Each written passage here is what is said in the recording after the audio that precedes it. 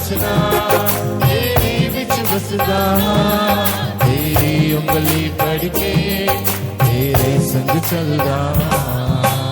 आराधना आराधना आराधना, तेरी आराधना आराधना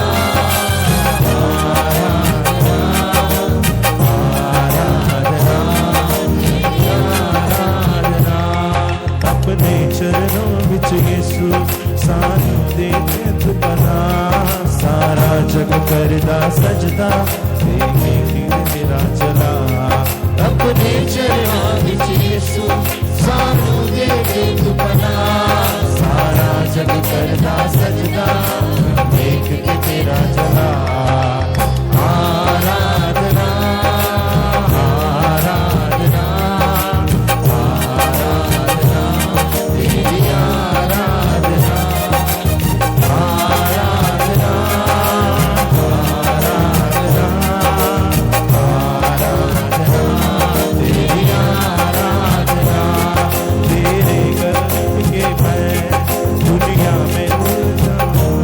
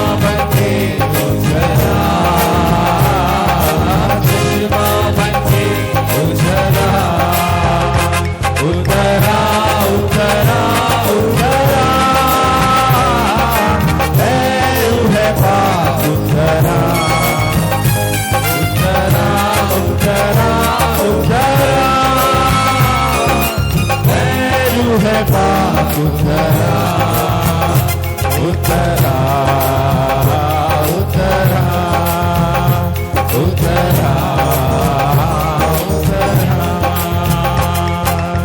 आसमानी रोटी मुझको खिला कमजोर दिल को तगड़ा बना दे आसमानी रोटी मुझको खिला दे कमजोर दिल को तगड़ा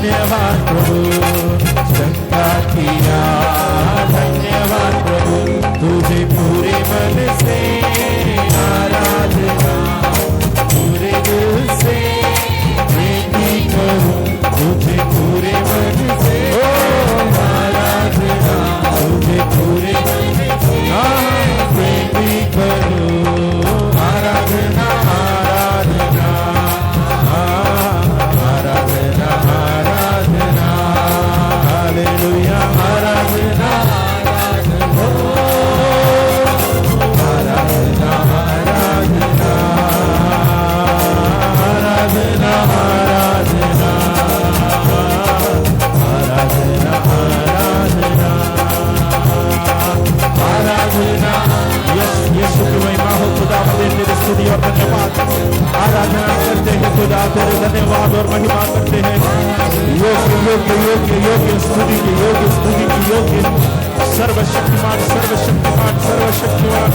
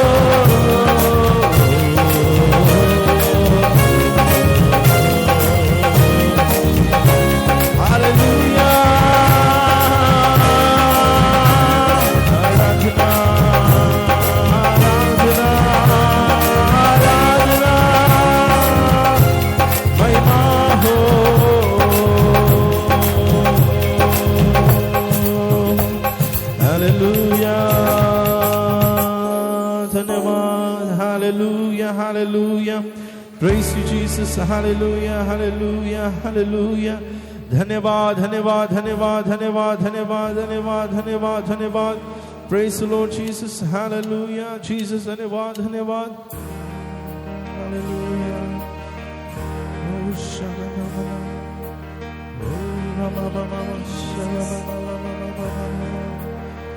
Hallelujah. धन्यवाद. Praise the Lord.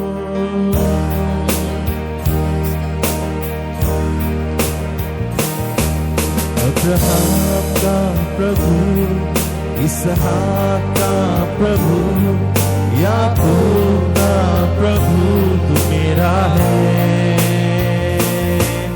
अब्राहम का प्रभु, इसहाक का प्रभु, याकूब का प्रभु तू मेरा है। तू कभी ना छोड़ेगा, तू कभी ना ठुकराएगा, तू मेरा है, तू मेरा है। तू कभी ना छोड़ेगा, तू कभी ना ठुकराएगा, तू मेरा है, तू मेरा है। अब्राहम का प्रभु, इसहाक का प्रभु, याकूब का प्रभु तू मेरा है। अब्राहम का प्रभु, इसहाक का प्रभु, याकूब का प्रभु तू मेरा है। हाथों को पकड़, तू कभी ना छोड़ेगा, तू कभी ना ठुकराएगा, तू मेरा है, तू मेरा है। तू कभी ना छोड़ेगा, तू कभी ना, तू मेरा है, तू मेरा है।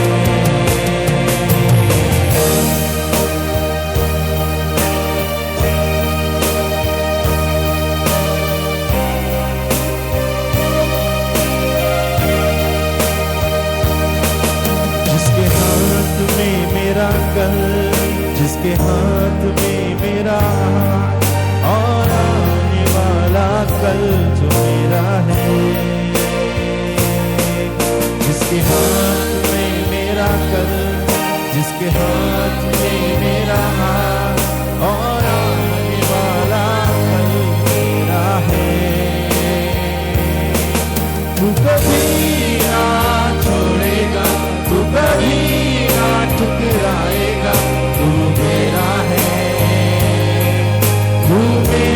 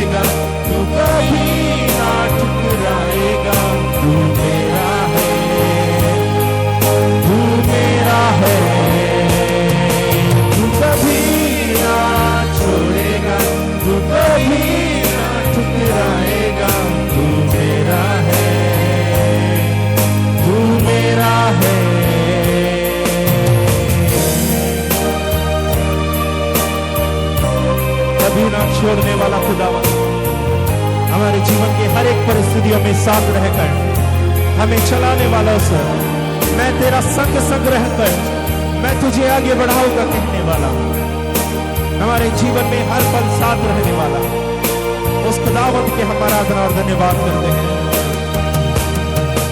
जो आदि में था, जो शब्द खुदा संग था, वो शब्द खुदा ही था, मेरा है।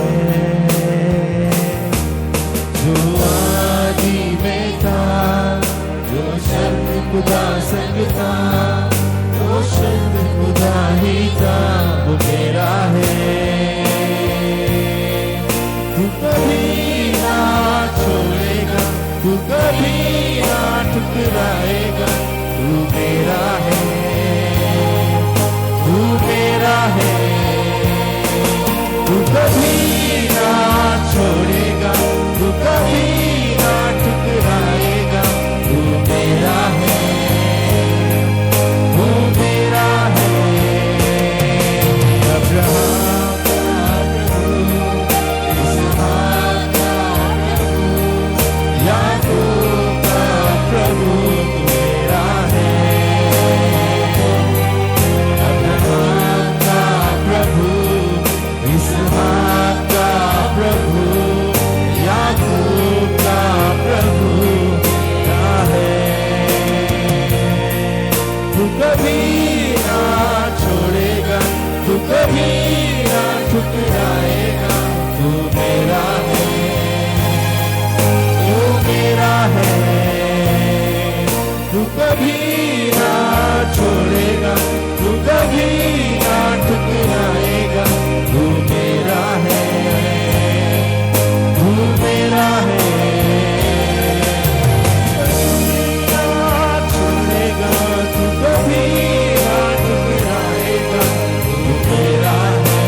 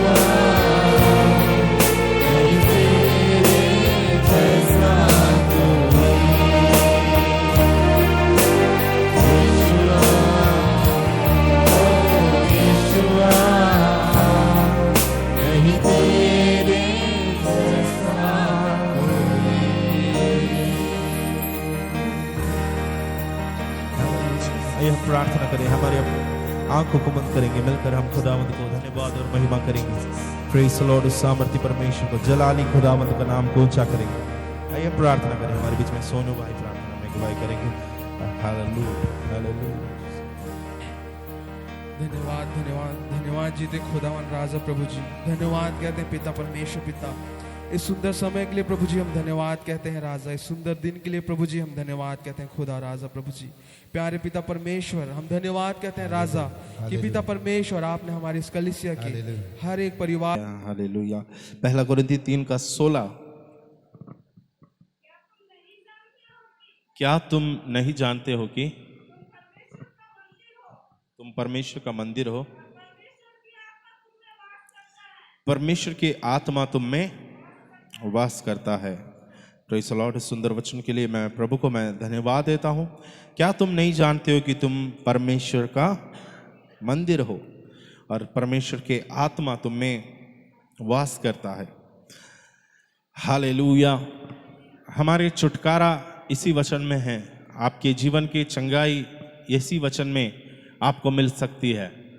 वचन में क्या लिखा है? क्या तुम नहीं जानते हो कि तुम परमेश्वर का मंदिर हो और परमेश्वर के आत्मा तुम में वास करता है। ये सच्चाई सब जानते हैं कि हम परमेश्वर के मंदिर है। हमारा शरीर परमेश्वर का क्या है? मंदिर है, और इसमें परमेश्वर की आत्मा वास करता है। और बॉडी, हमारा शरीर परमेश्वर का मंदिर है और हम परमेश्वर के शरीर के हिस्सा भी है। बॉडी ऑफ क्राइस्ट, चर्च, कलीसिया का हिस्सा भी है।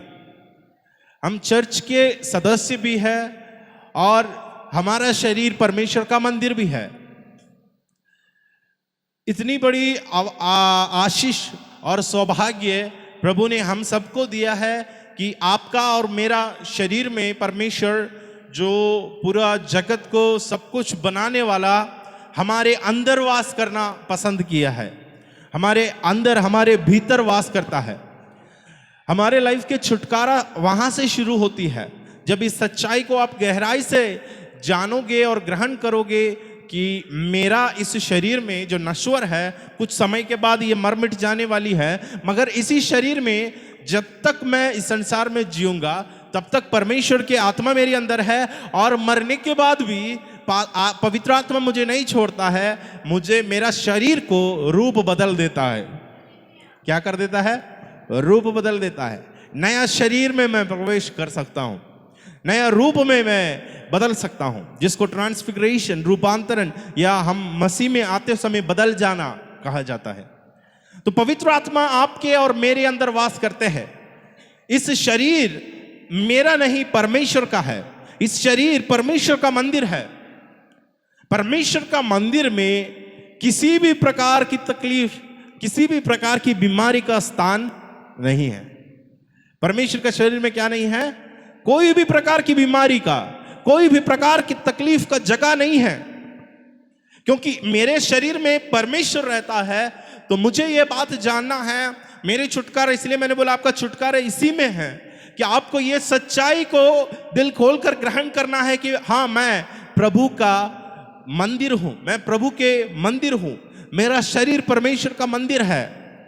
जब कभी बीमारी, जब कभी परेशानी, जब कभी समस्या आपके पीछे लगता है, आपके शरीर में प्रवेश करने की कोशिश करते हैं, आपको मालूम है ना, जो नर्स लोगों को सब ज्यादातर उनको जानकारी रहते हैं, हमारे शरीर में एक इम्यूनिटी पावर है, बीमारी से लड़ने का एक रेसिस्टेंस पावर है। अब कोई भी बीमारी हमारे जो बॉडी पर आती है ना, तो जो भी फॉरेन बॉडी हमारे शरीर में एंटर करते हैं तो लड़ते रहते हैं। हमारा शरीर उसको क्या करने के प्रयास करते हैं? हाँ, उसको हमारे बॉडी के अंदर हावी होने नहीं देता है।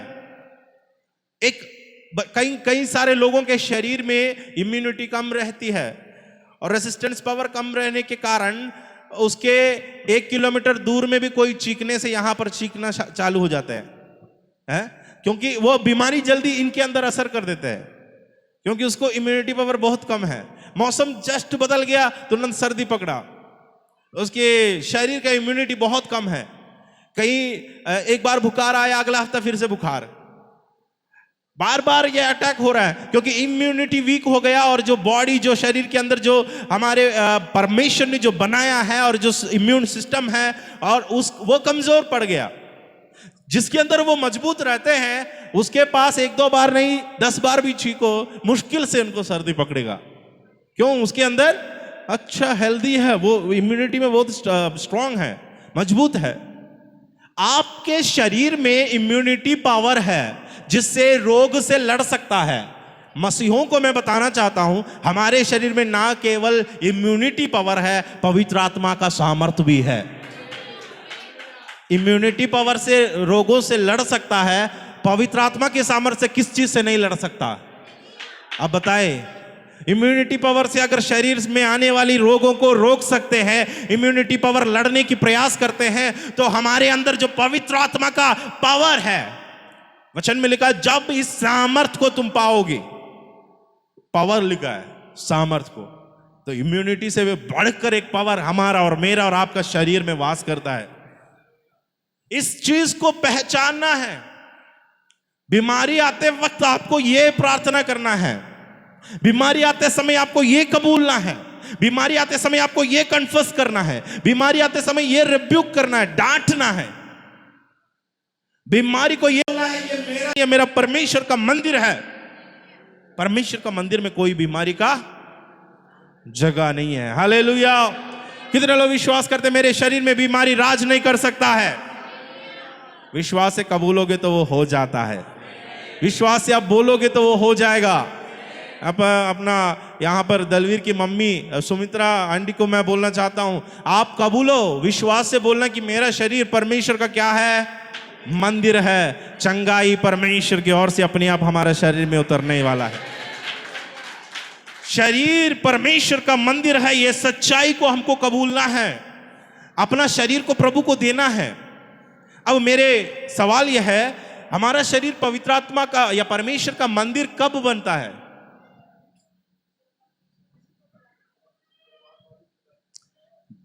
हमारा शरीर परमेश्वर का मंदिर कब बनता है? जब हम उसकी आज्ञाओं पर चलते हैं, जब हम पवित्रता में बढ़ते हैं, जब हम पाप को छोड़ता है और कुछ।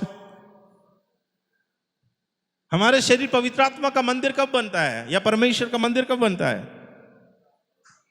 हाँ, क्या है? यस, जब पवित्र आत्मा हमारे अंदर वास करना शुरू होता है। जब तक पवित्र आत्मा मेरे अंदर नहीं आएगा, आपके अंदर नहीं आएगा, हमारा शरीर क्या नहीं? बिल्कुल नहीं है। 1 कोरिन्थी 3:16 में आपने क्या पढ़ा? तुम्हारा शरीर परमेश्वर का आत्मा का, क्योंकि कारण क्या है?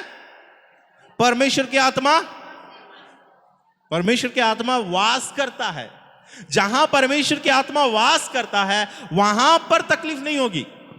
अब कई लोग ये बोलते हैं मैं मसीह हूं, मैं भी विश्वास करता हूं, मैं भी विश्वास करती हूं, मगर मैं बीमार होती हूं, मैं बीमार पड़ती हूं, तो मैं चंगी क्यों नहीं हुई? मैं ठीक क्यों नहीं हो रहा है? मेरी चंगाई क्यों नहीं? यहां पर समस्या है, परमेश्वर की आत्मा आपके अंदर वास करते हैं कि नहीं? परमेश्वर की आत्मा अगर आपके अंदर है, पवित्र आत्मा से आप भरे हैं, पवित्र आत्मा आपके अंदर वास करना शुरू हुआ है, पाप से आप बचकर रहने चालू हो गया है, बुराई से आप दूर होना शुरू हो गया है, क्योंकि पवित्र आत्मा अंदर आ चुका है। अब पवित्र आत्मा जब आने लगता है, पवित्र आत्मा हमारे अंदर है, तो पवित्र आत्मा मेरे अंदर वास करने का यह शरीर परमेश्वर का मंदिर है। तो ये मेरा शरीर परमेश्वर का मंदिर तब बनता है जब परमेश्वर की आत्मा मेरे अंदर आता है। पवित्र आत्मा आने के समय से मेरे शरीर परमेश्वर का आत्मा का मंदिर है। अब इस शरीर में परमेश्वर की उपस्थिति है। शरीर में क्या है? परमेश्वर के, तो ये शरीर में परमेश्वर की उपस्थिति है। तो इस शरीर में प्रभु की उपस्थिति में, अगर आप है वचन में इस प्रकार लिखा गया है, परमेश्वर की उपस्थिति में पर्वत भी, पहाड़ भी पिघल जाते हैं। क्या होता है? परमेश्वर की उपस्थिति में पहाड़ भी किसके नए? मोम के नए, मोमोस के नए नहीं, मोम के नए। किसके नए? भजन संहिता 97 का 5, 97 का 5। मैं हिंदी सही बोल रहा हूं लगता है? ओके, 97 का 5। और देखो क्या लिखा है, यस 97:5 क्या लिखा है, पर्वत पहाड़ यहोवा के सामने। अरे मोमबत्ती जलाते हो ना घर में, पर्वत मोमबत्ती के समान परमेश्वर की उपस्थिति में पिघल सकती है, तो आप बताइए कैंसर पिघलने में कितना देर लगेगा। पर्वत पिघल सकते हैं, आपके पेट दर्द पिघलने में कितना देर लगेगा। अरे पर्वत पिघल सकते हैं, आपके बीमारी पिघलने में कितने देर लगेगा। विश्वास करते हैं अगर पर्वत मेरा परमेश्वर की उपस्थिति में पिघल सकती है, मोम के नहीं पिघल सकती है, मेरे अंदर परमेश्वर की उपस्थिति है। आज मैं आपको कबूलने के लिए बोलता हूं, जितने भी लोग प्रभु को ग्रहण नहीं किया, जितने भी लोग परमेश्वर को एक्सेप्ट नहीं किया, उन लोग एक शब्द में कहना है, प्रभु मैं विश्वास करता हूं, मैं विश्वास करती हूं, तू मेरा खुदा है, तू मेरा प्रभु है, और मैं चाहता हूं तू मेरे अंदर वास करना है। आज से ये शरीर शैतान का गढ़ नहीं, शैतान का घर नहीं, शैतान का भवन नहीं, यह शरीर परमेश्वर का मंदिर है। अगर आपने इस बात को कबूलने के लिए तैयार है, आज से आपके शरीर में बदलाहट आपको दिखना शुरू हो जाएगा। आज से आपके शरीर में हालतें बदलते हुए आपको दिखाई देगा, ट्यूमर गायब होते हुए आपको दिखाई देगा, शरीर की परेशानियां चंगे होते हुए आपको दिखाई देगा। यह कब होता है, जब आप इस सच्चाई को रियलाइज करते हैं कि मेरा शरीर परमेश्वर का मंदिर है, मेरा शरीर परमेश्वर का मंदिर है, प्रभु का मंदिर है, मतलब प्रभु की आत्मा वास करता है। प्रभु की आत्मा वास करते अर्थात परमेश्वर की उपस्थिति है। प्रभु की उपस्थिति है तो क्या भी हो सकता है, परमेश्वर के उपस्थिति में क्या होगा, पहाड़ यहोवा के सामने, in the presence of God mountains melt like wax. जो मोम होता है उसके समान पर्वत यहोवा की उपस्थिति में पिघल सकती है। आपके समस्या चाहे कितनी भी बड़ी पर्वत के नए क्यों ना हो, आज मुझे आपको बताना है किस बात के चिंता को लेकर आए हैं, किस बात के बोझ को लेकर आए हैं। मेरा परमेश्वर की उपस्थिति में पर्वत के नए वो पिघलने के लिए तैयार है। नीचे से गरम गरम पवित्र आत्मा का आग पड़ेगी ना, पर्वत भी पिघल कर हैं। जरुब्बाबेल को क्या बोला परमेश्वर ने, क्या बोला, तेरे सामने का पहाड़, तेरे जरुब्बाबेल को रास्ता रोकने वाले पर्वत, तू चौरस रास्ता होने वाला है। जरुब्बाबेल को आगे बढ़ने से रोकने वाली बहुत प्रकार की एक पहाड़ था। जरुब्बाबेल कुछ अच्छा काम करने के लिए बढ़ रहा था, मंदिर के लिए, उसका पुनर्निर्माण करने के लिए वो बढ़ा यरूशलेम में, यहूदियों का मंदिर का। तब उसको बहुत सारी रुकावट आई, बहुत सारी खींचातानी होने लगा, और उसके समान पर्वत के समान रास्ता बन गया। आज हमारे आपके जीवन में कई बार पर्वत के नए परिस्थितियां पड़ सकती है, हालातें बन सकती है। आपको लगेगा आगे मैं कैसे बढ़ सकूं। एक समय में हमने सुना, अगर विश्वास से कहोगे पर्वत भी वहां से सरकने के लिए तैयार है, वैसे विश्वास से तुम इस बात को कबूलोगे मेरे अंदर परमेश्वर की उपस्थिति है, तो पर्वत पिघलने के लिए भी तैयार है, पिघल जाएगा। हालेलुया। विश्वास करते हो आपका जीवन का पर्वत पिघलने वाला है, आपके जीवन का पर्वत पिघलने वाला है, आपके शरीर की बीमारी पिघलने वाली है, आपके शरीर का बंधन पिघलने वाला है। पवित्र आत्मा के अभिषेक और सामर्थ्य से जुआ को तोड़ डालता है करके वचन में लिखा है। आत्मा के सामर्थ्य है ना, जुओं को तोड़ डालता है। आत्मा के सामर्थ्य से पर्वत भी मोम के नए पिघल जाएगा, वो ऐसी यूं ही गायब हो जाएगा। देखते देखते परेशानियां छोटी होते हुए आपको दिखाई देगा। मोम के नए पिघलना क्या होता है, यूं ही गायब नहीं होगा, धीरे धीरे क्या होगा, चंगा हो जाएगा। आप जब कभी आपके शरीर में बीमारी है, ध्यान से सुन लो, जो बीमार लोग हैं सब ध्यान से सुनना, आज आपका चंगाई होना है, अगले बार आपके लिए गवाही होना चाहिए। तो आज आप इस बात को विश्वास करोगे, रिसीव करोगे, कबूल होगे, तभी ये होगा। जब तक आप इसको सुनोगे नहीं, जैसे रोमियो में लिखा है ना, जब तक कोई बोले प्रचार ना करे तब तक उन लोग कैसे सुनेंगे, जब तक कोई सुनेगा नहीं तब तक विश्वास कैसे करेंगे, है ना। तो विश्वास आना है तो सुनना चाहिए। सुनना मसीह का वचन है, वचन सुनना चाहिए। औरों की कहानी सुनने से आपका बीमारी ठीक नहीं होगा। पड़ोस में क्या हुआ मत सुनो, दूसरी बहन को यह बीमारी थी, उसका क्या हाल हुआ मत सुनो। आपके साथ अब क्या सुनना है? परमेश्वर का वचन सिर्फ सुनना है। औरों का एक्सपीरियंस मत सुनो। वो तो मर गई है बीमारी से, कुछ भी हो जाएगा, कोई बात नहीं। मैं वो नहीं सुनने वाला हूं, मैं मसीह का वचन सुन रहा हूं। मेरे लाइफ में मेरे को जो अगर कुछ भी सुनना है तो वो मैं प्रभु का वचन ही सुन रहा हूं। गुड न्यूज, सुसमाचार मैं सुन रहा हूं। मुझे बुरी खबर नहीं सुनना है, दूसरों की बातें नहीं सुनना है। तो वचन ध्यान से सुनो। वचन में मैं आपको क्या बताया? आप इस सच्चाई को कबूलना है। शरीर में अगर आपकी बीमारी है तो आपको यह बात मालूम होना है कि मेरा शरीर प्रभु का मंदिर है। इस बात को लेकर आपको प्रार्थना करना है।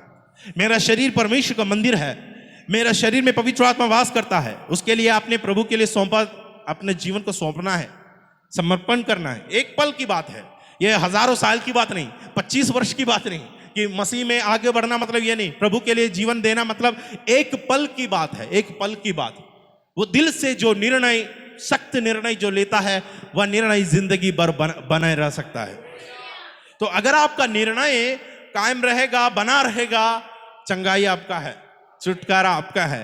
तो जब आप निर्णय लेते हैं मेरा प्रभु का शरीर, मेरा शरीर परमेश्वर का मंदिर है, यह निर्णय लेने के बाद आपको प्रेयर शुरू करना है। प्रेयर में क्या बोलना है? यह देह प्रभु का है, यह शरीर प्रभु का है, इसमें बीमारी को जगह नहीं।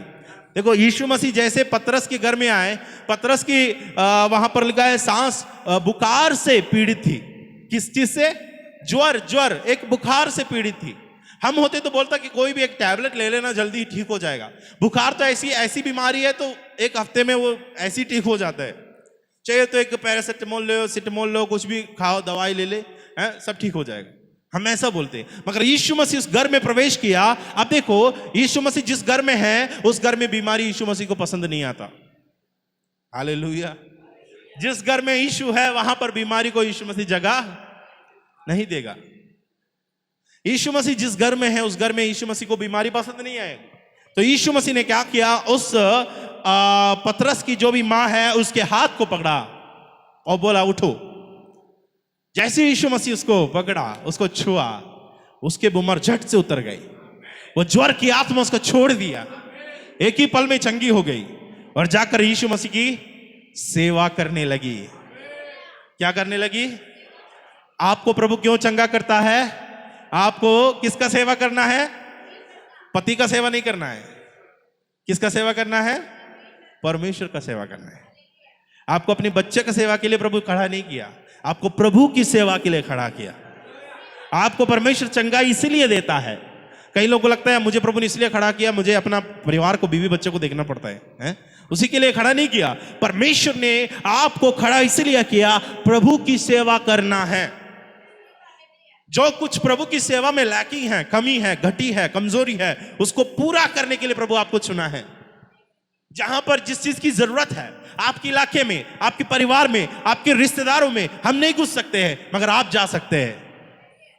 आपके जान पहचान वालों के बीच में हम नहीं प्रवेश कर सकते हैं मगर आप जाकर उनको बता सकते हैं प्रभु ने मुझे छुड़ाया। यीशु ही जगत का ज्योति है, यीशु ही उद्धार करता है। यह सच्चाई को घोषित करने के लिए प्रभु खड़ा कर देता है। तो प्रार्थना करो कि प्रभु इस बीमारी में जब मैं पड़ी हूं, मैं विश्वास करता हूं यह शरीर में कोई भी बीमारी के लिए क्या नहीं है? जगह नहीं है। यह बात ऐसा प्रार्थना करना है। आज से कोशिश करो आपकी प्रार्थना इसी प्रकार हो। प्रभु इस शरीर में कोई बीमारी के लिए, मैं मानती हूं, मैं जानती हूं यह यीशु मसीह का मंदिर है। प्रभु की आत्मा मेरे अंदर वास करता है। आपकी उपस्थिति में पर्वत भी क्या हो सकता है? पिघल जाता है। पिघल सकता है नहीं, पिघल जाएगा। आपके परमेश्वर की उपस्थिति में पर्वत भी पिघल जाता है, सब कुछ हो जाता है। परमेश्वर मैं जानता हूं मेरी बीमारी को आप दूर कर दिया है।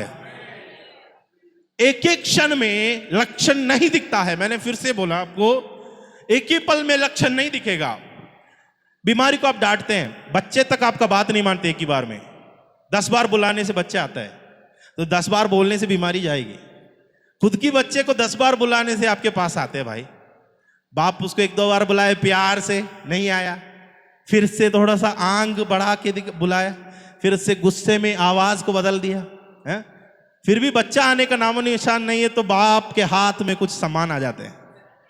फिर बच्चे को पता चलता है अभी आने का टाइम, जाने का है, पापा के पास आ गया।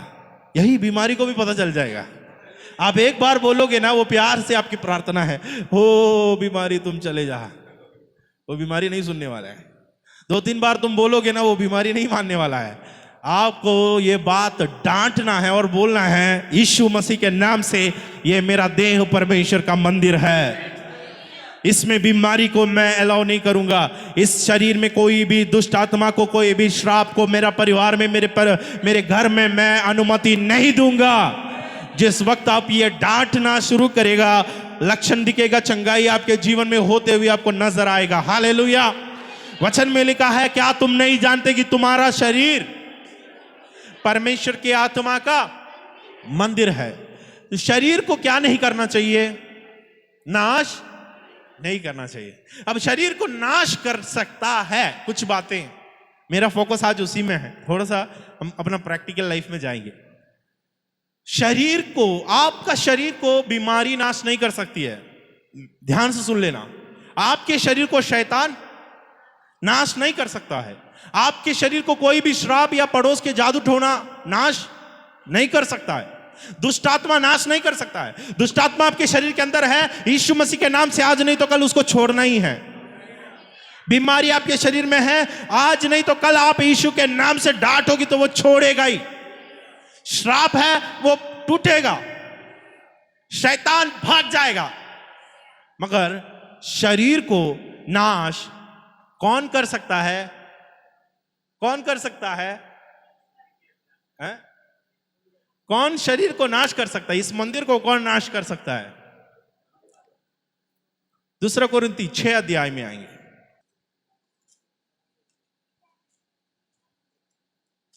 2 कोरिन्थी 6 अध्याय और उसका 14 वचन से पढ़ते जाएंगे हम लोग।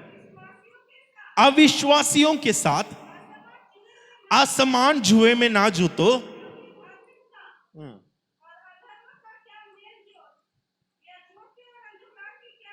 ज्योति और अंधकार की क्या संगति, मसीह का बलियाल के साथ क्या लगा। हाँ, विश्वासी के साथ अविश्वासी का क्या नाता? मूर्तियों के साथ, बस मुझे ये पॉइंट चाहिए, मूर्तियों के साथ परमेश्वर का। अब मैंने बताया परमेश्वर का मंदिर कौन है? हम हैं। तो हमको देखना है मंदिर और मूर्तियों के साथ क्या नहीं है। आज दुनिया में तो मंदिर और मूर्तियों में रिश्ता है, भाई भाई है सब, हर एक मंदिर में मूर्ति है। मगर असली में परमेश्वर का मंदिर में कोई मूर्त नहीं होना चाहिए। मूर्ति पूजा गलत है। वचन के अनुसार परमेश्वर ने कितने बार 10 आज्ञा में दूसरा आज्ञा, कोई मूर्त अपने लिए ना बनाओ, है ना। परमेश्वर मूर्ति पूजा को सख्त नफरत करता है। मूर्ति पूजा, मूर्ति एक ऐसी चीज है, मूर्त मंदिर में लोग लगाते थे और जिससे मंदिर अशुद्ध हो जाता था। अशुद्ध, प्रभु की नजर में अशुद्ध होता है। आज दुनिया की नजर में मूर्त लगाना जरूरी है। अगर मंदिर है तो उसके अंदर मूर्त लगाना है। कोई भी जगह है, चर्चेस में भी आजकल मूर्त लगाते हैं। यीशु मसीह का मूर्ति लगाते हैं, मरियम का मूर्ति लगाते हैं, यूसुफ का मूर्ति लगाते हैं, यीशु का भाई का मूर्ति लगाते हैं, बहन का मूर्ति लगाते हैं। सभी जगह में पूरा घेर के रखा है। जबकि वचन में लिखा है मंदिर का मूर्त से क्या संबंध, क्या नाता? विश्वासी को अविश्वासी के साथ कोई रिश्ता है? आसमान जुए में क्या ना करो लिखा है, ना जूतो। तो मंदिर में मूर्त के साथ कोई संबंध नहीं होना चाहिए। जो भी चर्च में ऐसा आपको दिखे उस चर्च में मत जाना। जिसी भी कलीसिया में आपको दिखाई दे खूबसूरती से यीशु मसीह ऐसा आपको बुला रहा होगा हाथ फैला के, आजा बेटा मेरे पास आजा, ये देखकर यीशु के पास मत जाना भाई। वो यीशु नकली यीशु है, वो असली यीशु नहीं। असली यीशु कभी भी मूर्त में नहीं रह सकता है। जो भी वो मूर्त के अंदर है वो शैतान है। यह सच्चाई मैं पब्लिक में घोषणा कर रहा हूं, मसीह लोग और सुनेगा। ये शैतान के हैं, इसके अंदर, इसके पीछे कभी नहीं जाना। हम लोग पहले इसका भक्त थे, मालूम। हम लोग पहले कैथोलिक में थे, मरियम ने था, तो उसी के सामने मोम के समान हम भी पिघलते थे। हम उसके सामने मोमबत्ती लेके जाते थे और हम प्रार्थना करते थे। हम लोग घुटने टेकते थे। आज भी कई लोग को ये आदत है, वहां से आने के बाद भी एक छोटा सा, जैसे अपना कौन थी वो जो रिबेका थी क्या, जो अपना बाप का मुहूर्त को लेकर आए थे साथ में, हाँ याद है ना, हाँ राहेल कुछ कुछ अपने साथ क्या करी, हाँ राहेल लेकर आई अपने साथ में, बाप का मुहूर्त छोड़ने के लिए तैयार नहीं है, सोने चांदी महंगा होगा, वो बेचने की सोच में लाई होगी। तो देखो यहां पर हम लोग भी प्रभु को वहां जो वो वहां की जितने भी मूर्ति पूजा है छोड़कर हमने प्रभु के पास आया, तो हमको मालूम है वहां का रीति क्या होता है, वहां की प्रथा क्या होती है। वहां पर गलत तरीके से प्रभु का नाम को लेते हैं लोग, व्यर्थ में लेते हैं, कोई काम का नहीं है, क्योंकि उन लोगों को तरीका नहीं पता परमेश्वर को आराधना कैसे करना है और वचन क्या लिखा गया है। आज भी मूर्ति को देखकर, मूर्ति को पूजकर आराधना करने वाले मसीह लोग हैं। उनको लगता है कि ये चित्र देखने से ही मसीह हमारा प्रार्थना सुनेगा, ये तस्वीर में ही यीशु मसीह वास करता, कभी नहीं, ये शैतान है, उसके अंदर परमेश्वर वास नहीं करता है। कभी भी कोई भी चीज आपके पास मत रखो जिसमें आपको लगे कि यीशु मसीह बसा है। किसी भी चीज में यीशु नहीं बसा है, यीशु बसा है तुम्हारे दिल में ही बसेगा। यीशु अगर कहीं भी बसना चाहते हैं, वचन में लिखा है तुम्हारा मंदिर, तुम्हारा शरीर परमेश्वर का मंदिर है। यूहन्ना 15 में क्या है, जो मुझ में और मैं उसमें बसेंगे, है ना। कहां पर वास करता है यीशु मसीह, मुझ में बने रहो और मैं कहां बना रहूंगा, तुम्हारे घर के मुहूर्त में बना रहूंगा लिखा यीशु, या तुम्हारे कैलेंडर में जो फोटो है उसके अंदर मैं हूं, या तुम्हारे गले में जो लॉकेट लगा के घूमते हैं उसी में मैं हूं। भाई वो सब नहीं है यीशु मसीह। गले का तुम्हारा लॉकेट जो भी है वो सब सड़ जाएगा, वो जंग खाएगा।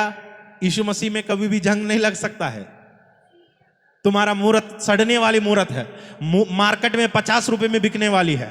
हमारा यीशु मसीह का दाम 50 रुपए नहीं है। हमारा प्रभु को कोई पैसा से खरीद नहीं सकता।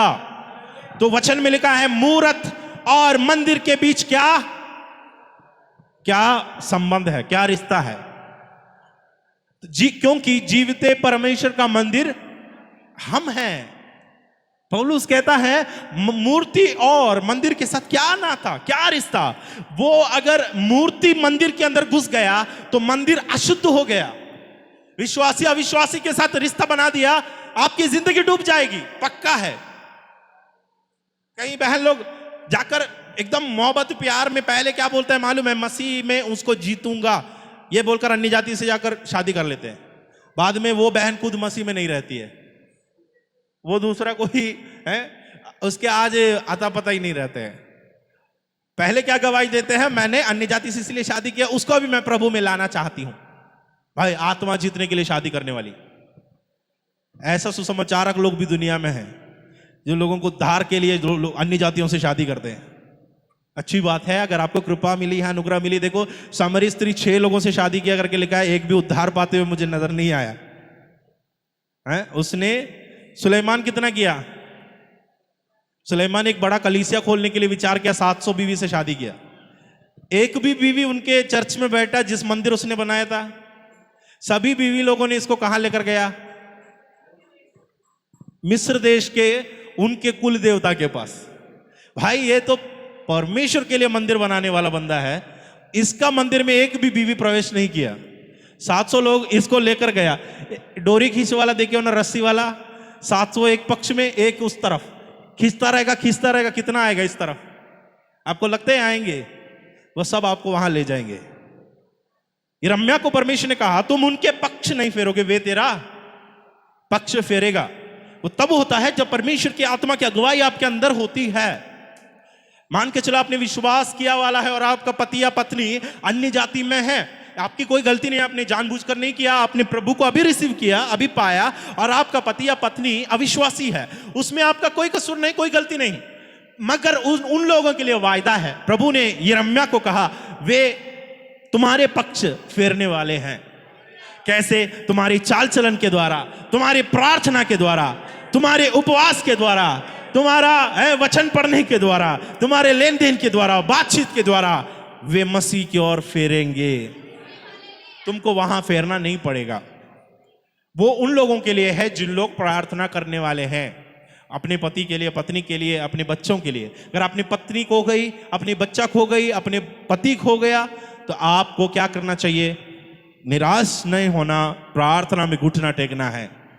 प्रभु की उपस्थिति में बैठना है, परमेश्वर को बोलना है, आने वाला है, वो आपके पक्ष में फेरेंगे। तो ये केवल उन लोगों के लिए, मगर हम जानते हैं कि अविश्वासी के साथ कोई नाता परमेश्वर चाहता नहीं है। इजरायली लोग मोआबी स्त्रियों से शादी करने लगा, ये बात परमेश्वर को बिल्कुल पसंद नहीं आया, क्योंकि परमेश्वर ने उसको एक अलग जाति बना के रखा था, सेपरेटेड नेशन, पवित्र जाति। मगर उन लोगों का कमजोरी तो यही है करके शैतान को मालूम है, तो क्या किया, अन्य जातियों की स्त्री, जो खूबसूरत स्त्री यहाँ है, उन लोगों को लेकर आ गए, तो उनसे प्यार हो गया, उनसे विवाह किया। और देखो, जो अन्य अन्य जातियों से जो शादी की, उनका बच्चा पैदा हुआ, उन लोग बाद में सामरी और अन्य यहूदियों में फुट हो गया, 2 संतान निकल गई, उसमें 2 पीढ़ी निकल गई। तो जो परमेश्वर चाहता नहीं वह हम ना करें। तो वचन में लिखा है, हम परमेश्वर का मंदिर है, अगर मुझे कोई नाश कर सकता है तो वो मैं हूं। मुझे कोई नाश कर सकता है तो दुष्टात्मा नहीं, शैतान नहीं, मेरा शरीर, मेरी अभिलाषाएं, मेरी इच्छाएं मुझे क्या कर सकता है, नाश कर सकता है। हमारा मंदिर में मूर्ति पूजा तब होता है, नया नियम की कलीसिया में मूर्ति पूजा है। यहां बैठे हुए कई लोग शायद ये मूर्ति पूजा करते भी होंगे। यह मूर्ति पूजा किसी वस्तु का मूर्ति पूजा नहीं है, किसी मूर्त को खोदकर बनाने का मूर्ति पूजा नहीं। बाइबल में, नया नियम में कलीसिया को कुछ चेतावनी दिया है। वह चेतावनी क्या है? एफिसियों की पत्री में हम लोग आए, 5 अध्याय और उसका 5 वचन आप पढ़ेंगे तो नया नियम की कलीसिया की मूर्ति पूजा आपको दिखाई देगा। एफिसियों की पत्री 5 का 5, क्योंकि तुम यह जानते हो कि किसी व्यभिचारी यानी अडल्टरी करने वाला व्यभिचारी, अशुद्ध जन या लोभी मनुष्य, देखो ये सब जो मूर्ति पूजने वाले के, तो मूर्ति पूजा की बराबर है ये कैटेगरी, याद रखना। क्या क्या लिखा है? क्योंकि तुम जानते हो कि किसी व्यभिचारी, व्यभिचार करने वाला और अशुद्ध जन, लोभी मनुष्य, लोभी या लालच, इसके लिए धन, और पहला व्यभिचारी, पराये स्त्री के पीछे, पराये पुरुष के पीछे भागने वाली, और क्या है? अशुद्ध जन, कोई गंदगी में रहने वाले, मतलब कीचड़ में नहीं, बुरा बुरा काम करने वाला, अशुद्ध जन, अपने आप को अशुद्ध करने वाला। ये सब मूर्ति पूजा की बराबर है। ये सारे काम मेरे अंदर है तो मैं भी मूर्ति पूजक हूं, याद रखो।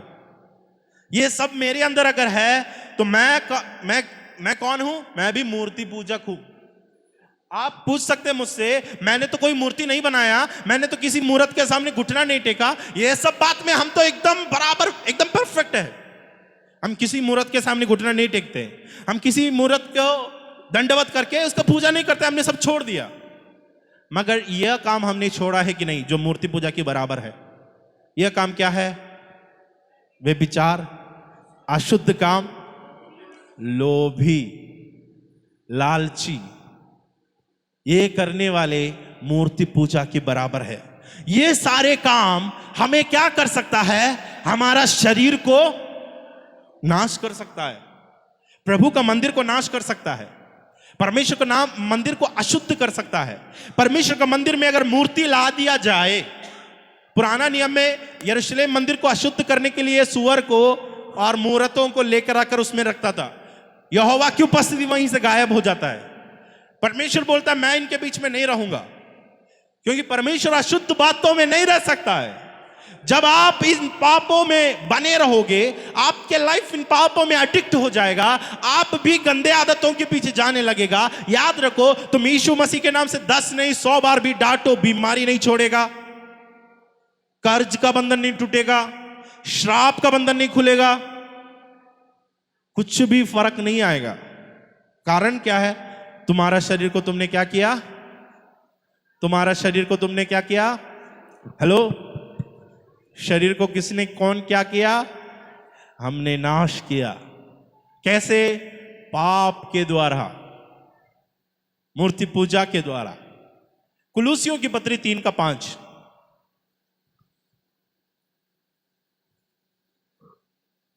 कुलूसियों 3:5।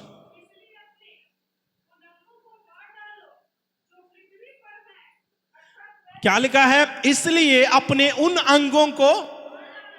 अंगों को मार डालो जो पृथ्वी पर है, अर्थात सबसे पहले यही लिखा गया है सब जगह, व्यभिचार, अशुद्धता, दुष्कामना,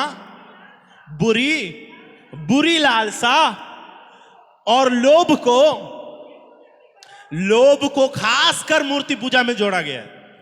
याद रखो, उसका अर्थ यह नहीं कि बाकी सब, नया नियम के कलीसिया वालों को याद रखना है, परमेश्वर से बढ़कर, प्रभु को छोड़कर जिस किसी भी चीज के पीछे मेरा मन लग गया, वो मेरा मूर्त बन जाता है। वो क्या है? वो मेरा आइडल है। परमेश्वर से ज्यादा मैं अगर प्रभु के भवन में आकर मैं मोबाइल चलाता हूं, प्रभु के भवन में बैठकर मैं वीडियो देखकर बैठा हूं, प्रभु के भवन में इंटरनेट में ब्राउजिंग सर्फिंग में कर रहा हूं, प्रभु के भवन में आकर मैं गेम खेल रहा हूं, प्रभु के भवन में आकर मैं चैट कर रहा हूं, प्रभु के भवन में आकर मैं दूसरों के से बात करते जा रहा हूं, मेरा आदर सम्मान परमेश्वर को नहीं जाता, मेरा आदर सम्मान मोबाइल को जाता है। मेरा प्रेम परमेश्वर को नहीं जाता, मेरा प्रेम मोबाइल को जाता है। ये मोबाइल आपके हाथ में जो भी है, ये आपका आइडल बन गया, ये आपका मूर्त बन गया।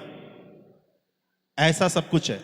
बच्चा आपका मूर्त बन सकता है, आपकी नौकरी आपका मूर्त बन सकता है, आपकी पैसा की कमाई आपका मूर्त बन सकता है, आपकी गाड़ी आपका मूर्त बन सकता है।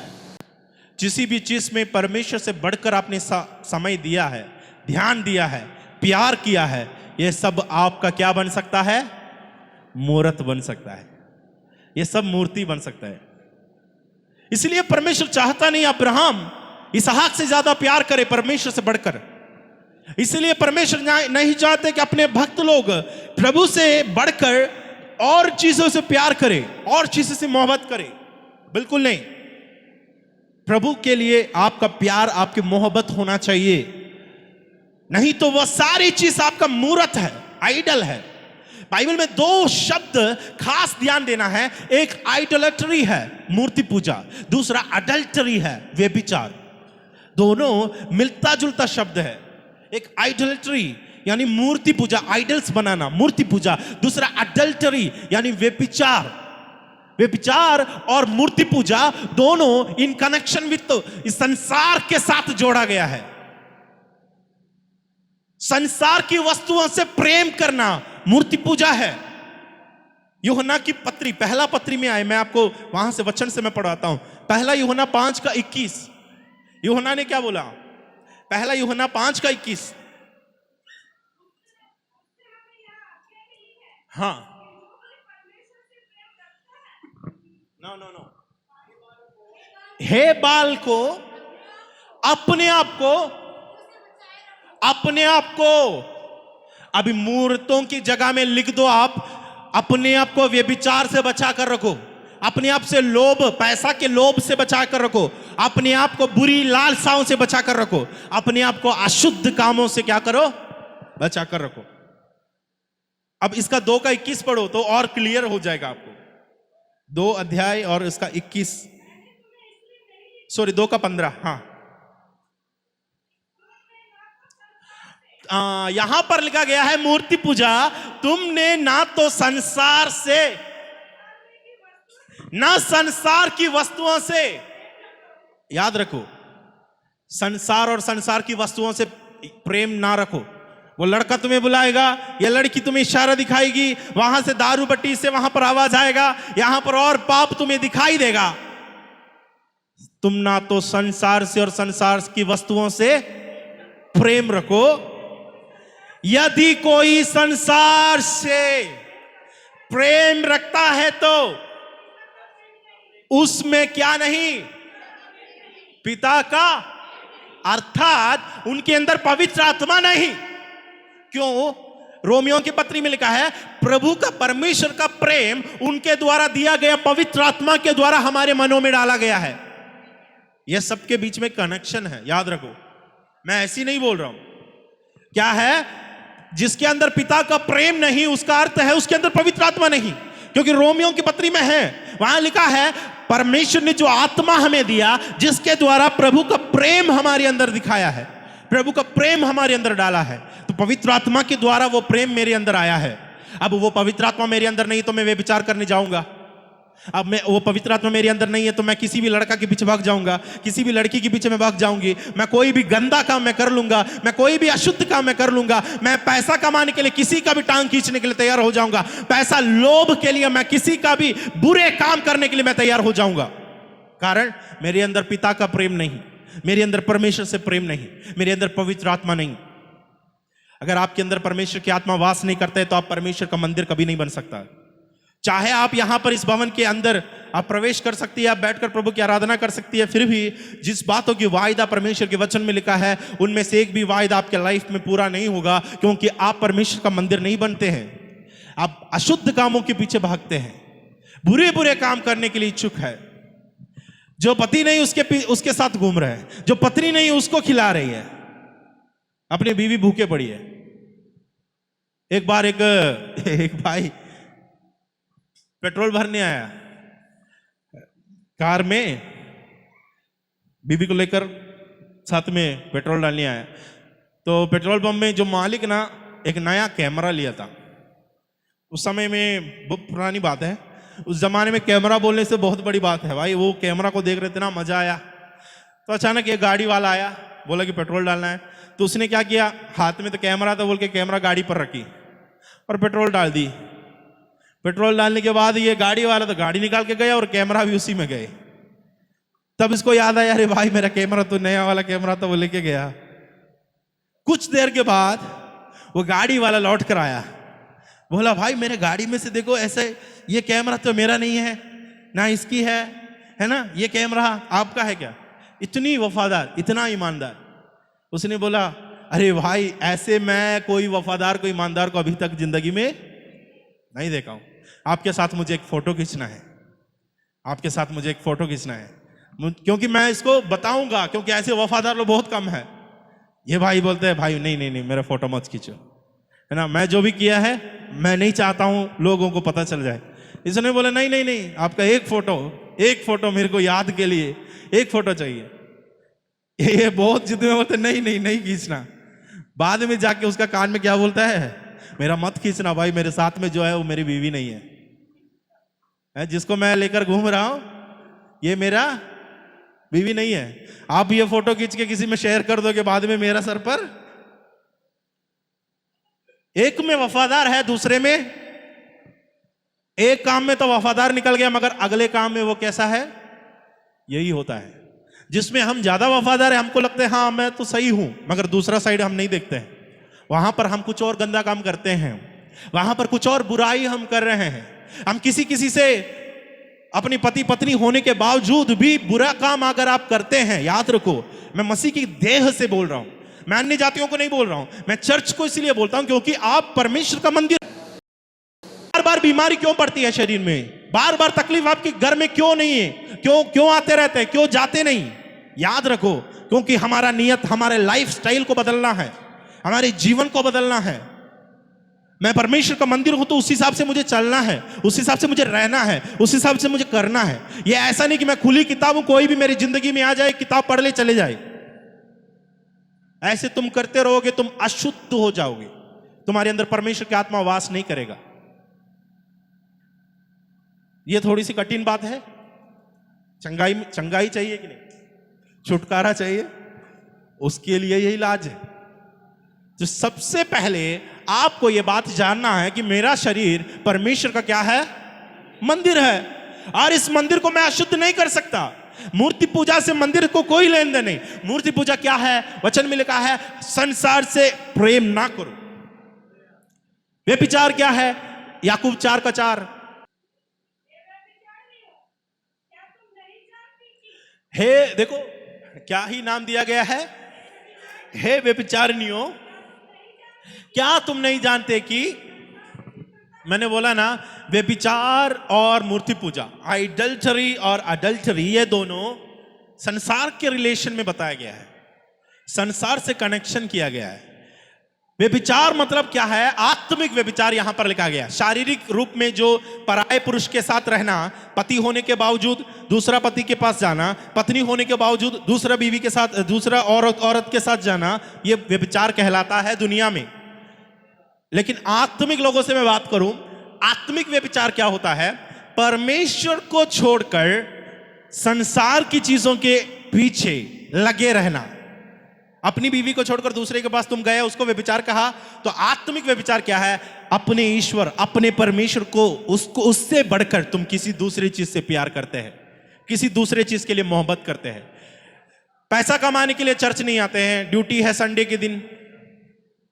लोभ, धन की लालच में। हाँ, कुछ लोग मजबूर है, कुछ लोगों को जाना पड़ता है, उनको परेशानी होती है, वो समझ सकता है। मगर कुछ लोग ऐसा है, मौका मिल गया, आज डबल इनकम है, ओके चलेंगे, आराधना कैंसिल।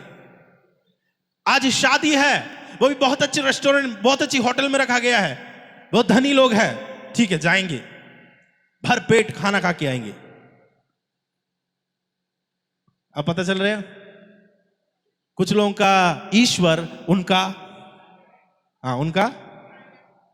खाना नहीं खाना ईश्वर नहीं है, उनका पेट ईश्वर है। इसलिए वो पेट पूजा है ना। पंडित जी ऐसा कुछ बोलते हैं क्या? पहले मीटिंग में आने का उद्देश्य भी आजकल कई चर्चेस में केवल खाना खाने के लिए है, भोजन मिलता है, कुछ आशीष है हर जगह। चर्च में 3-4 महीने तक कोई कार्यक्रम नहीं होने से लोग आकर पूछते हैं, अरे कुछ प्रोग्राम नहीं है क्या? किसी का कोई शादी वादी कर लो भाई, क्यों बैठे हो खाली बिली? वो उससे प्यार होने के कारण नहीं बोल रहा है, खाना खाने के लिए।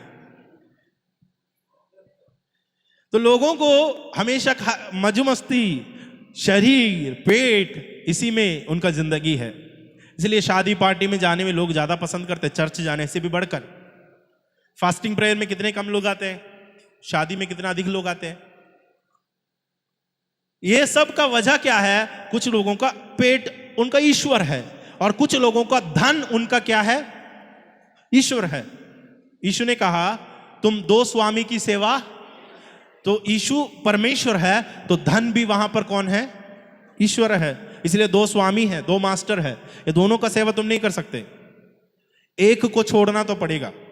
संडे चर्च में और यहां बैठे बैठे काम भी मैं करूंगा मत सोचना, दोनों नहीं होने वाला है। या आप यहां से छोड़ दो, वहां लग जाओ, या वहां से इधर आ जाओ, कोई भी एक ही सेवा चलता है। 2 स्वामी की सेवा कोई नहीं कर सकता। तो आपके लाइफ को आपको परख कर देखना है कि क्या मैं धन का लोभी हूं, लालच वाला हूं। एक जवान, मैं बोलकर समाप्त करता हूं, एक जवान यीशु मसीह के पास आया, उसने कहा अनंत जीवन पाने के लिए मैं क्या करूं? यीशु मसीह ने 10 आज्ञा की 4-5 आज्ञा ही बस बताया। तो उसने बोला यह सब मैं बचपन से क्या करता हूं? मान कर आया हूं। यीशु मसीह को पता चला ये तो ऐसी झूठी बोल रहा है, बचपन से मानते आया वो सब। यीशु को मालूम है कितना सच है कितना झूठ है। फिर भी यीशु मसीह ने देखा उसके अंदर एक कमी है। वो कमी क्या था? उसके पास काफी धन होना गलत नहीं है, याद रखो, money itself is not a sin. Bible में क्या बताया गया है? द लव ऑफ मनी, पैसा से प्रेम करना पाप है। पैसा पाप नहीं है। परमेश्वर धनी लोगों को दुनिया में रखता है, मतलब अपने लोगों को। वचन में बहुत सारे लोग धनी थे। मैंने बोला ना, अब्राहम की आशीष चर्च पर आ जाए। मैं हमेशा प्रार्थना करता हूं मेरे लाइफ में आ जाए, आप लोगों के जीवन में आ जाए। अब्राहम का आशीष कलीसिया पर पढ़ना जरूरी है। गलातियों में लिखा है अब्राहम धनी था हर एक बातों में। उसका संतान इसहाक धनी था, लिखा है। उसके बेटा याकूब इतना धनी था कि एक देश उनको समा नहीं पाया। परमेश्वर आशीष देता है वो, मगर धन कोई चोरी चुगली या ये इधर का चोरी खींचा वाला धन नहीं, बोलते ना ब्लैक मनी नहीं है वो। अच्छा इनकम, असली वाला, मेहनत का, आपका परिश्रम का फल परमेश्वर ब्लेस करके आपके हाथों में देता है, जिसको खाने से आपको तृप्ति भी होगा, संतुष्टि भी होगी, आपके बच्चे का लाइफ भी बन जाएगा। ये चोरी चुगली का जो भी धन आते हैं आपके हाथ में, याद रखो, आने में तो जल्दी आ जाता है, जाने में उससे भी तेजी रहता है, और वो कोई काम का भी नहीं रहता है। बाद में सरदर्द बन जाते हैं आपको। जो तकलीफ घर में नहीं था वो तकलीफ भी ये धन के साथ आती है, याद रखना। आपने कुछ गलत काम करने गए और आपको पैसा मिल गई, तो वो पैसा आपको लगता है कि अब मजबूर है, मैं करना पड़ता है, ऐसा मत सोचो। आप कभी मजबूर नहीं हैं, क्योंकि आपके साथ परमेश्वर है। आपके जीवन की हालतों को जानने वाला एक खुदावंद है। इसलिए कोई भी गंदे काम में हाथ डालने मत जाओ। भले आपको वो निकाल भी दे, आपको कुछ भी बोले, आसमान नीचे भी गिर जाए, गलत काम में क्या नहीं करना। वचन में लिखा है ना, भजन संहिता 15 में लिखा, तेरे तंबू में कौन रहेगा जो कसम खाकर भी उससे मुकरता नहीं है, उससे फेरता नहीं है। परमेश्वर की उपस्थिति में अगर आपने कसम खाया, सच्चाई से, ईमानदारी से अपने निर्णय लिया, मैंने कोई गलत तरीके से पैसा नहीं कमाऊंगा, निर्णय लेने के बावजूद अगर आप जाके किसी को लूट कर, किसी को गिरा कर, किसी को धमका कर, किसी को पैसा को चोरी कर कर आप लेकर आओगे, याद रखना परमेश्वर ने ये बातों को सुना है। जितना पैसा तुम्हारे घर में आया 10 गुना वहां से निकालना प्रभु जानता है। तो याद रखो, हमारी हर एक डीलिंग्स में हमको परमेश्वर का मंदिर बनना है। मैं परमेश्वर का मंदिर हूं। तो वो जवान लड़का यीशु मसीह के पास आकर कहता है, मैं ये सब कुछ पालन किया। यीशु ने देखा उसमें एक कमी दिखा। यीशु ने क्या बोला, तुम्हारा सारे संपत्ति बेच डालो और किसको दो? किसको देने को कहा? गरीबों को देने को कहा। अरे रिश्तेदारों को देने को कहता तो बात अलग था। हम लोग एक व्हाट्सएप ग्रुप बना के रिश्तेदारों को ऐड करते और पैसा मांग के बार बार उनको टोन यानी परेशान कर सकता था, भाई मेरा पैसा दे, मेरा पैसा दे। रिश्तेदारों को या धनी लोगों को पैसा दे दिया रहता तो वापस मिल जाता, या बैंक में जमा कर दिया रहता तो ब्याज सहित मिल जाता। मगर यीशु ने कहा, तुम्हारा जितना भी संपत्ति है सब कुछ बेचो और किसको दो? कंगालों को दो, गरीबों को दो, जो तुम्हें वापस नहीं दे सकता है। मतलब तुमने जो छोड़ दिया वो छोड़ ही दिया समझो, वापस लेने मत जाना, मिलेगा नहीं। पाप ऐसा होता है, छोड़ दिया मतलब छोड़ दिया होना चाहिए, उसको फिर से कचड़े से उठाकर अपनी आदत नहीं बनाना चाहिए। पौलुस कहता है, मैंने अपनी पुरानी चाल को कूड़ा कचरा समझा और सब कुछ गार्बेज मैंने फेंक दिया। अब मैं वापस आकर उसी आदत को कैसे ले सकता हूं? वो कूड़ादानी में हमने डाल दिया, हर एक बुरे काम को हमने छोड़ दिया। कलीसिया को शुद्ध बनना है, पवित्र होना चाहिए, तभी सामर्थ्य काम हमारा जीवन में, आपका लाइफ में होगा। पवित्र लोगों के संतान को कभी भीख मांगना नहीं पड़ेगा। याद रखो, जो ईमानदारी से सच्चाई से चलते हैं ना, कौवा भी तैयार है उसको खिलाने के लिए। मगर जो अपने बल पर, अपने ताकत पर, अपने बलबूते पर जो सोचते हैं ना, उन लोगों को कोई मददगार नहीं निकलेगा, उनको कोई हेल्पर नहीं होगी। तो याद रखो, मैं परमेश्वर का मंदिर हूं, मुझे व्यभिचार से बचना है, गलत रिश्ता से मुझे छोड़ना है और मुझे वापस फेरना है। मुझे धन की लालच से, जिसके लिए आज लोग दौड़ते रहते हैं, संसार जिस चीज के पीछे भागती है, ट्रेंडिंग, जो भी ट्रेंड है संसार का, मसीह लोग उसके पीछे नहीं जाने का, क्योंकि उन लोगों को ट्रेंड अलग है। मगर हमारा ईश्वर है सबसे बड़ा ट्रेंड, हमारा परमेश्वर है, हमारा प्रभु है, उसके अलावा कोई ट्रेंडिंग हमारे लिए नहीं है। यूट्यूब में एक दिन में अलग अलग ट्रेंडिंग होता है, इंस्टाग्राम में अलग अलग ट्रेंडिंग आता है, ट्विटर में अगर देखो, एक सैंडल में देखो, अलग अलग ट्रेंडिंग वाला वहां को दिखाएगा। जिस टॉपिक पर सबसे ज्यादा चर्चा चल रही है, जिस विषय को सबसे ज्यादा लोग देखते हैं, मसीह लोगों का ट्रेंडिंग केवल मसीह ही रहना चाहिए। चाहे कोई भी मौसम आए, हमारा ट्रेंड नहीं बदलना चाहिए। क्या आप कबूलने के लिए तैयार है, मैं परमेश्वर का मंदिर हूं?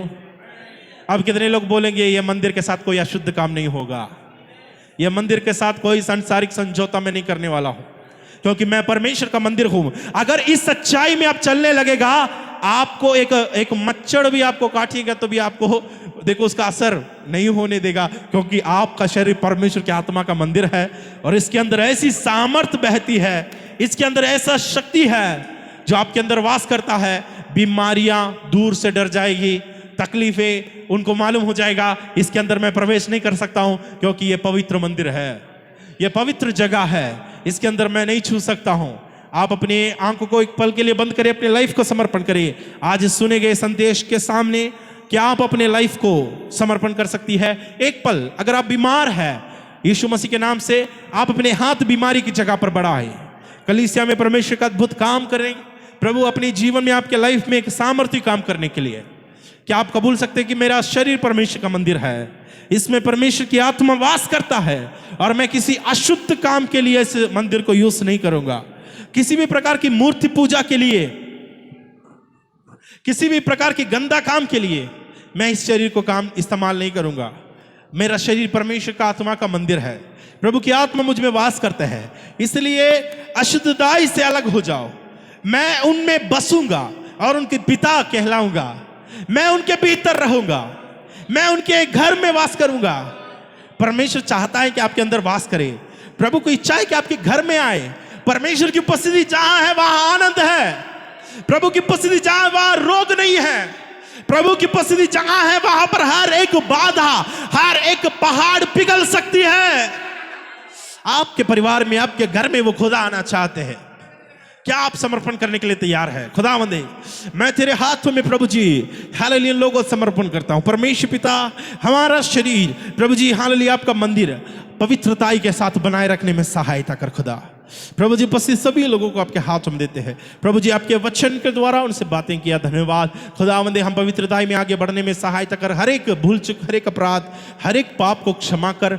हमारे जीवन में ना लोभ, ना व्यभिचार, ना कोई अशुद्ध काम जो मूर्ति पूजा के समान है करके हमने जो सुना, प्रभु किसी भी प्रकार की ऐसी बातें ना आने पाए। हर एक गलत रिश्ता से लोगों को वापस लाए, हर एक बुरी बुरी आदतों से अपने लोगों को वापस लाए। प्रभु जी एक पवित्रताई के मार्ग की ओर लेकर चले, हर एक गंदा मार्ग को छोड़कर परमेश्वर तेरी उपस्थिति में पवित्रताई में वे आने पाए, ताकि परमेश्वर तेरी छुटकारा को अनुभव कर सके, तेरी चंगाई को वे अनुभव कर सके, तेरी सामर्थ को अपने जीवन में ले सके।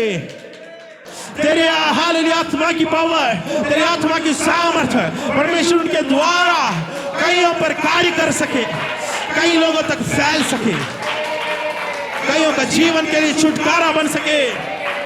प्रभु अशुद्ध कामों से अपने लोगों को छुड़ाए, अशुद्ध कामों से लोगों को बचाए, अशुद्ध दुष्ट के हर एक बंधन को हम यीशु के नाम से डांटते हैं पिता। हर एक बुराई, हर एक इविल स्पिरिट, हर एक गंदे काम की आत्मा, हर एक बुराई की आत्मा यीशु मसीह के नाम से, यीशु मसीह के नाम से, यीशु मसीह के नाम से शाकाटाला राबा, शाकाटाला राबा, शाकाटाला राबा, सिया चला राबा, शाबा चला राबा, सिया चला राबा, शाबा बाबा बाबा, राशाताना दिया रगना जना धना रगल खमन गडग शंभवा, राशम धुनु दिया रगल खमन गडग शंभवाना, ऐसमना जना धना रगल खमन गडग शंभवो, ईगल खमन गडग शंभवाना। पवित्र आत्मा तेरी सामर्थ कलीसिया कुछ देर चुप ना बैठे, अपने मुंह खोलकर इन सच्चाइयों को कबूले। शाबा बाबा बाबा बाबा, ओ शाबा बाबा बाबा ना शाजा दादा दा, रीखांधा राबा बाबा बाबा, शाकचाला राबा शाबा बाबा बाबा। पवित्र आत्मा की सामर्थ से, पवित्र आत्मा की सामर्थ से आपके लाइफ के पहाड़ पिघल जाए, आपके लाइफ के बीमारी पिघल जाए, ट्यूमर गायब हो जाए, यीशु के नाम से बीमारियां गायब हो जाए, यीशु के नाम से हर एक दर्द गायब हो जाए, यीशु के नाम से हर एक तकलीफ, यीशु के नाम से हर एक बीमारी, यीशु के नाम से हर एक तकलीफ गायब हो जाए। हालेलुया, खुदावंद को महिमा मिले, खुदावंद को महिमा मिले। उस परमेश्वर के नाम को ऊंचा करे, उस प्रभु के नाम को ऊंचा करे। हालेलुया हालेलुया हालेलुया, प्रभु को नाम को ऊंचा करे, उस खुदावंद को महिमा दे, उस खुदावंद को महिमा दे। आपके जीवन के हर एक बंधन पिघलने का दिन है, बीमारी पिघलने का दिन है। आज वो दिन है आपके छुटकारा का दिन है, आज वो दिन है आपका चंगाई का दिन है, आज वो दिन है मुझे प्रभु छूने का दिन है, आज वो दिन है मेरा मंदिर को पवित्र करने का दिन है, आज वो दिन है पाप से पश्चाताप करने का दिन है, आज वो दिन है तुम्हारा मंदिर को साफ करने का दिन है। शाका ठाला रबा, ए शांता रबा बाबा, शाबा बाबा बाबा बाबा। पवित्र आत्मा तेरे सामर्थ से, तेरे अनुग्रह से व्यभिचार का बंधन यीशु के नाम से टूटे, अशुद्ध बंधन यीशु के नाम से टूटे, दुष्ट का बंधन यीशु के नाम से टूटे। हर एक बुरी काम, हर एक इविल स्पिरिट यीशु मसीह के नाम से, यीशु मसीह के नाम से, यीशु मसीह के नाम से, यीशु मसीह के नाम से।